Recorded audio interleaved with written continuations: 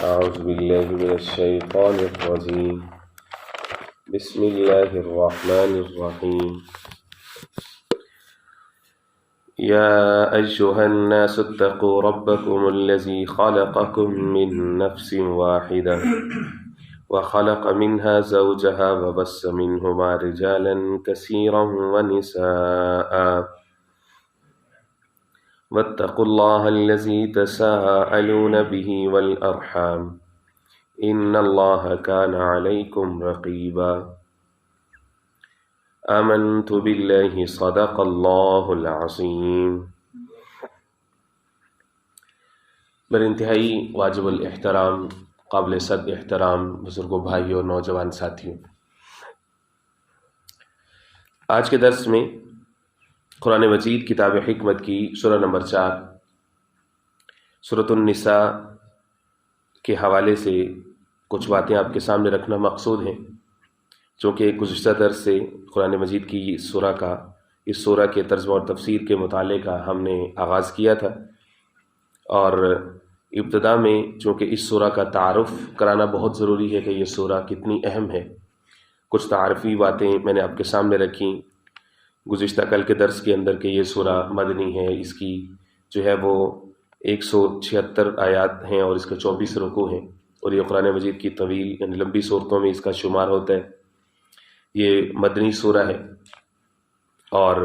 اس سورہ کا نام سورۃ النساء اس لیے رکھا گیا ہے کہ نساء کا مطلب عورتیں ہوتا ہے، تو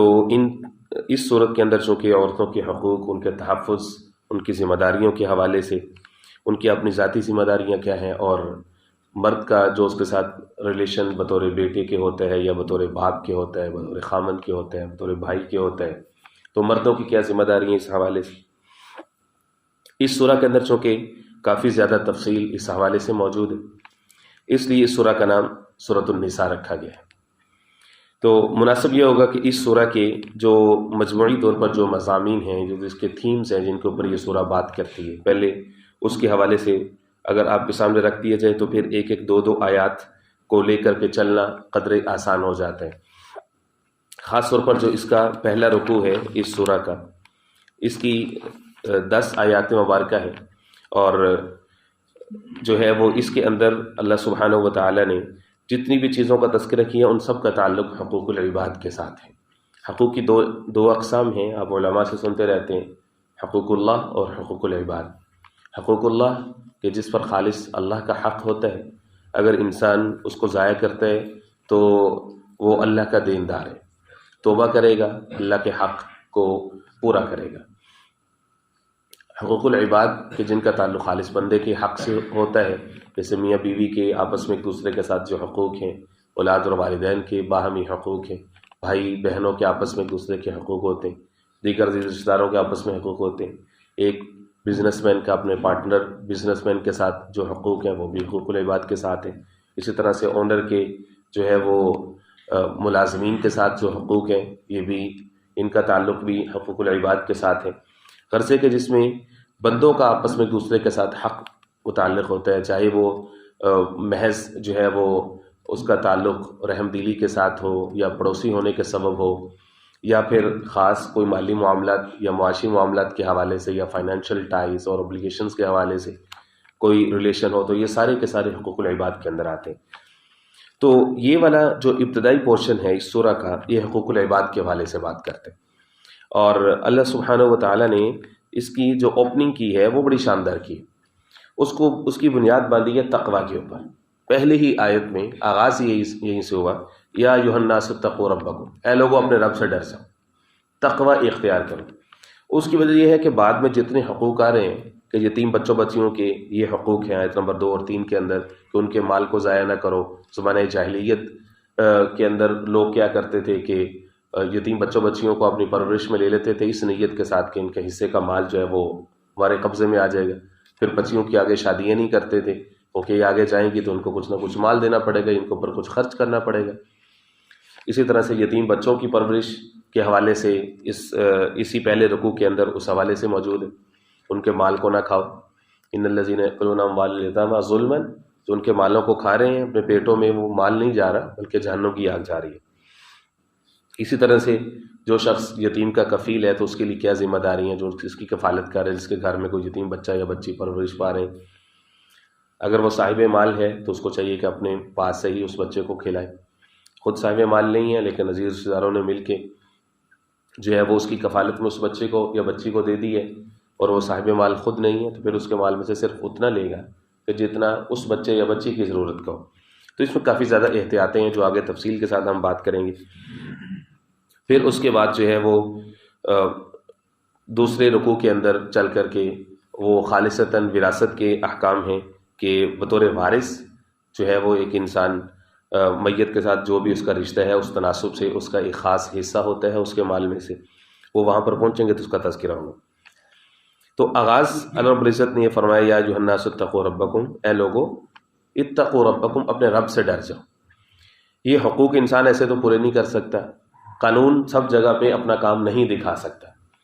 قانون جو ہوتا ہے وہ اس انداز سے کام کرتا ہے کہ اس کے پاس وٹنس ہونے چاہیے،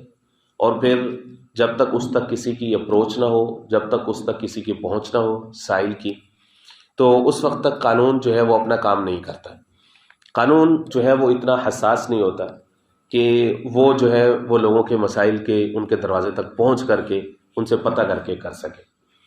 اس لیے دین اسلام ایسی فورس انٹروڈیوس کرتا ہے معاشرے میں باہمی موافقت قائم کرنے کے لیے، امن قائم کرنے کے لیے، کہ یہ بڑی فورس دنیا کے اندر کہیں نہیں ہے. نہ یہ پولیس ہے، نہ یہ فوج ہے، دنیا میں کوئی ایسی فورس ہے ہی نہیں جو دین اسلام متعارف کرواتا ہے لوگوں کے باہمی معاملات پیسفلی سیٹل کرنے کے لیے، اور وہ ہے تقوی کی فورس. اگر سب کے دلوں میں تقوی آ جائے کہ اس کے دل میں اللہ کا خوف اور ڈر پیدا ہو جائے کہ مجھ سے کسی کا حق ضائع نہ ہو جائے، میں اپنی زبان سے کسی کو تکلیف نہ دے دوں، میرے ہاتھوں سے کسی کو تکلیف نہ پہنچے، کسی کا مال میں چھین کر کے دھوکے کے ساتھ اس کے طیب نفس کے بغیر، اس کی رضامندی کے بغیر، کسی بھی انداز سے میں اپنے گھر نہ لے کے جاؤں، اپنے بچوں کو کوئی مشتبہ یا حرام مال نہ کھلاؤں. اگر تقوی کا اس طرح کا لیول جو ہے وہ اگر سب معاشرے کے ہر فرد کو انڈیویجولی اگر اس کی تربیت کے اندر یہ شامل کر دیا جائے کسی بھی انداز میں، چاہے اسکولنگ کے تھرو ہو، چاہے پیرنٹس کے تھرو، انفارمل ایجوکیشن ہو، آؤٹ آف فارمل ایجوکیشن ہو، معاشرے کے تھرو اگر اس طرح کے افراد اوپر آ جائیں اور کثرت کے ساتھ ہوں تو آپ یقین مانیں کہ پورا معاشرے کی فضا ہی تبدیل ہو جائے گی. یہاں پہ تو ہر انسان دوسرے سے ڈرتا ہے، دوسرے کے ساتھ کاروبار کرنے سے ڈرتا ہے، دوسرے کے ساتھ رہنے سے ڈرتا ہے، سلام لینے سے ڈرتا ہے، تعلقات بڑھانے سے ڈرتا ہے کہ نہ جانے اس کا کیا موٹیو ہو.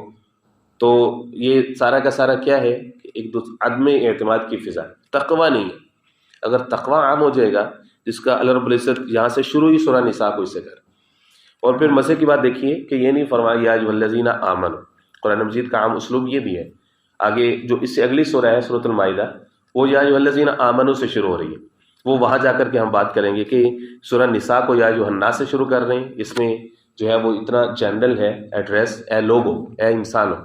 چاہے کسی بھی مذہب سے تعلق رکھتا ہو سارے کے سارے. لیکن سورہ مائدہ کو کیوں یا ایھا الذین آمنوا سے شروع کیا، اے خاص مومنو. اللہ رب العزت نے فرمایا اے لوگو، گویا کہ بعد میں جو ہم انسٹرکشنز تمہیں دے رہے ہیں وہ سب انسانوں کے لیے ضروری ہیں، انسانی معاشرے کے لیے وہ ضروری ہیں، وہ صرف مسلمانوں یا مومنوں کے لیے نہیں ہے. اور اللہ جو ہے وہ رب المومنین نہیں ہے کہ وہ مومنوں کا رب ہے، نہیں، وہ انسانوں کا رب ہے. قرآن مجید کا جو اختتام ہے وہ اسی طرح سے تھا، قل اعوذ برب الناس ملک الناس الہ الناس من شر الوسواس الخناس. دیکھیں ناس لوگ آ رہے، لوگوں کا رب ہے، انسانوں کا رب. فرمایا لوگوں رب سے ڈر جاؤ، الذی خلقکم من نفس واحدہ، جس نے تمہیں پیدا کیا ہے ایک جان سے، وخلق منہا زوجہا، اور اس سے پیدا کیا اس کے جوڑے کو یعنی اماں حوا کو، وبث منہما رجالا کثیرا ونساء، اور پھیلائے ان دونوں سے رجالا کثیرا، بے شمار مرد، اور ونساء، اور عورتیں. اس میں دو باتیں، ایک تو اللہ سبحانہ و تعالیٰ نے انسانی تخلیق کا جو فلسفہ ہے وہ بیان فرمایا ہے، اور دوسرا نکاح کا فلسفہ بیان فرمایا ہے، اور تیسری بات یہ ہے کہ اللہ رب العزت نے اس کے اندر یہ بتایا کہ سارے انسان بطور انسان کے ایک دوسرے کے لیے معزز ہونے چاہیے. نہ یہ کہ تم ایسا کر لو کہ کچھ ذات برادریاں خاص کر لو اور کچھ پروفیشنز تم خاص کر لو کہ جو لوگ اس طبقے سے اور اس برادری سے تعلق رکھتے ہیں ان کو تو سیلوٹ مارنا ہے جناب، وہ بڑی اونچی برادری سے، اور باقی کسی لوگوں کو ان کے پروفیشن کی وجہ سے یا کسی اور سبب ان کو ذلیل سمجھنا، تو اس سے منع کیا گیا کہ اصل میں تم سب ایک ہی برادری سے، ایک ہی خاندان سے، تمہارے امی ابو ایک ہی ہیں، ہم نے ایک جوڑا خود سے بنایا ہے اور اسی سے سارے انسان چلیں۔ آگے بائی پروفیشن، علاقائی وجہ سے یا کسی اور مناسبت سے تمہارے الگ الگ پہچانیں ہو سکتی ہیں۔ القرآن یفسر بعضہ ببعض، جو کہ قرآن کا ایک حصہ دوسرے حصے کی تفسیر کر رہا ہوتا ہے، ایک آیت دوسری آیت کی، اگر ہم اس کے ساتھ ملائیں سورہ حجرات کو پارہ نمبر 26، اس میں رب العزت فرماتے ہیں یا ایھا الناس، اے لوگو، انا خلقناکم من ذکر و انثی، بے شک ہم نے تم سب کو ایک مرد اور ایک عورت سے پیدا کیا، وجعلناکم شعوبا وقبائل، ہم نے تمہیں مختلف ذاتوں اور قبیلوں میں اس لیے بانٹے لتعارف، تمہارا تعارف ہو سکے، یا فلاں فلاں فلاں بندہ آیا تھا فلاں قبیلے سے، نام ایک جیسے ہو سکتے ہیں تو قبیلے کی وجہ سے پہچان ہو جائے گی، ذات برادری پروفیشن کی وجہ سے پہچان، فقط تعارف کی، اس کا سپیریورٹی انفیریورٹی کے ساتھ کوئی تعلق نہیں ہے کہ فلاں فلاں قبیلے سے چونکہ ہے تو وہ سپیریئر ہے اور فلاں جو ہے وہ انفیریئر ہے، فلاں کمتر ہے فلاں برتر ہے۔ فرمایا کہ ہم نے خود اس سے جو ہے وہ رجالاً کثیرہ، بہت زیادہ مرد پھیلائے اور عورتیں ہم نے پھیلائیں۔ یہ نکاح کا فلسفہ بتایا کہ نکاح کا مقصود جو ہے وہ یہ ہوتا ہے نسل انسانی کو آگے بڑھانا۔ واتقوا اللہ الذی تساءلون بہ والارحام، کل میں عرض کر چکا ہوں کہ اس آیا کو جو ہے وہ خطبہ نکاح کے اندر کیوں شامل کیا جاتا ہے، یہ جو نکاح خواہ حضرات ہوتے ہیں وہ اس آیا کو ضرور پڑھتے ہیں، سورہ نساء کی پہلی آیت کو، واتقوا اللہ الذی تساءلون بہ والارحام، اور تم اللہ سے ڈر جاؤ۔ دوسری دفعہ پھر تقوی کا حکم، الذی تساءلون بہ، اس رشتے کے معاملے میں کہ جس کے ذریعے سے، اس ذات سے کہ جس کے ساتھ تم آپس میں ایک دوسرے سے سوال کرتے ہو، والارحام، اور رشتہ داریاں نبھاتے ہو، تساءلون بہ، آپس میں ایک دوسرے سے مانگتے ہو اس ذات کے ذریعے سے، کہ جب رشتہ داروں میں آپس میں کوئی انبن ہوتی ہے، کوئی معاملہ ہوتا ہے، تو اس وقت لوگ کیا کرتے ہیں، اللہ کی قسم کھا کے یا اللہ کا واسطہ دے کر کے ایک دوسرے کو نرم کرتے ہیں یا معاملات کو حل کرتے ہیں۔ تو فرمایا کہ اس اللہ سے ڈر کے رہا کرو، اس کے حقوق ضائع نہ کیا کرو، کہ جو ہے وہ اس کے نام سے تمہیں امن ملتا ہے، اس کے نام سے تمہارے آپس میں تعلقات بنتے ہیں، اور تم جو ہے وہ اسی کا حیا نہیں کرتے ہو، اپنے رشتہ داروں کی حق دبا کر کے رکھ لیتے ہو، ان کا مال، ان کی وراثت، ان کا حصہ، یتیم بچوں بچیوں کے حقوق تم دبا کر کے رکھ لیتے ہو۔ فرمایا کہ اللہ سے ڈر جاؤ، والارحام، اور قریبی رشتہ داروں کے معاملے میں اللہ سے ڈر جاؤ۔ ارحام جو ہے یہ رحم کی جمع ہے، رحم عورت کی بچہ دانی کو کہتے ہیں جس میں بچہ پلتا ہے، یہیں سے یہ لفظ جو عام طور پر آپ اردو یا عربی میں سنتے ہیں رحم، وہ ادھر سے ہی نکلا ہے۔ رحم دلی یہاں سے اس لیے بنا ہے کہ سب سے زیادہ رحم کا مستحق وہ ہوتا ہے کہ جو سگا بھائی یا سگا رشتہ دار یا خون کا رشتہ دار ہوتا ہے، کہ جن کا رحم مشترکہ ہوتا ہے، یعنی ایک ہی پیٹ سے جو پلے ہوتے ہیں، ایک ہی پیٹ سے جو نکلے ہوتے ہیں، تو اس لیے ان کے درمیان چونکہ رحم کا تعلق سب سے زیادہ ہونا چاہیے یا ہوتا ہے، جس کو جو ہے وہ مختلف فلاسفرز نے اور شعراء نے اپنے اپنے انداز میں اس رشتے کو ڈیفائن کیا ہے۔ ایک ہی پیٹ سے پیدا ہونے والے جو بچے ہوتے، ہر آنکھ کے برادر ندارت، قوت ندارت فارسی میں کہتے ہیں، وہ شخص جس کا کوئی بھائی نہیں ہے تو اس کا قوت بازو نہیں ہے، تو اس میں بھائیوں کی آپس میں جو گہرا تعلق ہوتا ہے، ایک دوسرے کے ساتھ ہمدردی کا تعلق ہوتا ہے، اس کو جو ہے وہ ہائی لائٹ کیا گیا ہے۔ اور اسی طرح سے جو ہے وہ جتنے بھی رحم سے جو رشتے نکلتے ہیں تو ان کا آپس میں تعلق زیادہ مضبوط ہوتا ہے اور ہونا چاہیے۔ فرمایا ان اللہ کان علیکم رقیبا، بے شک اللہ تم پر رقیبہ نگہبان ہے۔ گویا کہ تقویٰ کو ایک تیسرے انداز میں پھر بتا دیا کہ یاد رکھو اگر تمہارے سے کچھ ہوگا بھی نا، تم یہ سمجھو کہ کوئی جانتا نہیں ہے، ابھی یتیم بچہ ہے، بچی ہے، چھوٹے ہیں، ابھی ان کے معاملات کا کسی کو پتہ نہیں ہے،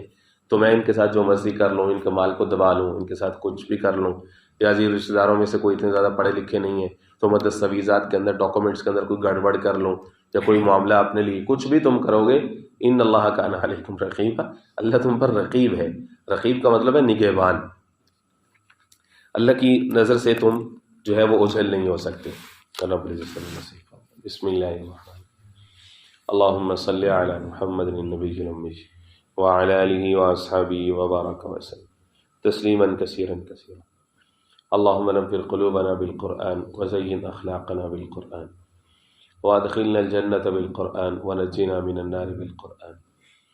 یا رحیم یا رحمن یا رحیم یا رحمن یا رحیم۔ اللہم اشف مرضانا ومرضى المسلمین، اللہم اشف مرضانا ومرضى المسلمین، صلی اللہ تعالی علی خیر خلقہ محمد وآلہ وصحبہ۔